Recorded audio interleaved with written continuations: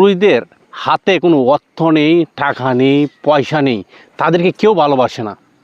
কারণ অর্থ ছাড়া মানুষ এখনকার সমাজে পরিবারের বোঝা।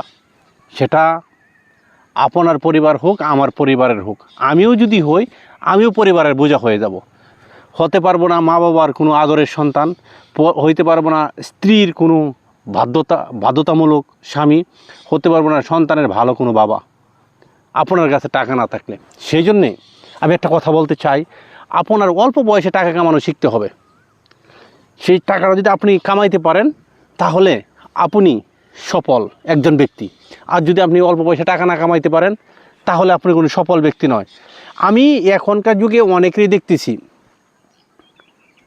কোনো আর্নিং নেই, নিজে কোনো অর্থ উপার্জন করতে পারে নাই, তারপরে বিয়ে করে ফেলছে। হ্যাঁ, বিয়ে করে ফেলাক, বাবার সম্পদ আছে বলেই যে আপনি বিয়ে করে ফেলবেন? আপনার বাবার সম্পদ আছে, আপনার বাবার আছে, আপনার তো না। দেখেন, আপনি যদি আপনার বাবার কাছ থেকে চেয়ে টাকা নিতে হয় 500, 1000, 2000 করে, তখন বুঝতে পারবেন যে কতটুকু কষ্টের জীবন।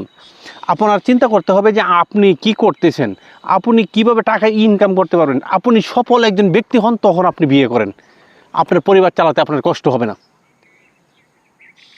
সেই জন্যে বলি, যে ব্যক্তিরা জীবনে সফল হতে পারে নাই, তার জন্য কোনো বিয়ে নেই, তার জন্য কোনো সংসার নেই, সে একা একা থাকাটাই ভালো। কারণ অন্যের মেয়েকে নিয়ে আপনি কষ্ট দিবেন কেন? সেই অধিকার আপনি নেই, আপনার বিয়ে করারও আপনার দায়িত্ব নেই।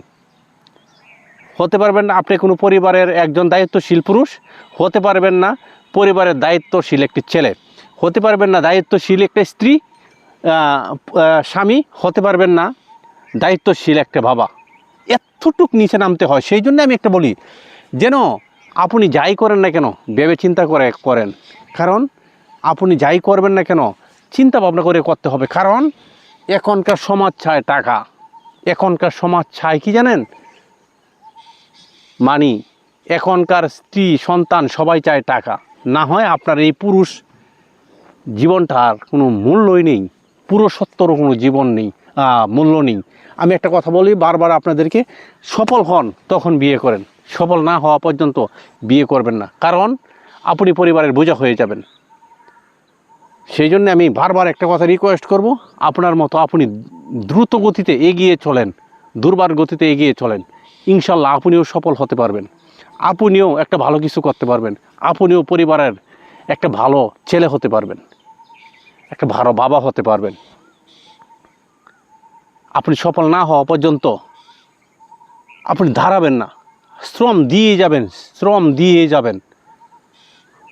আপনার একটা কথা সবসময় মাথায় রাখতে হবে, যেন আপনি পরিবারের একটা বটগাছ, সেই বটগাছ হিসাবে আপনি কাজ করে যাবেন।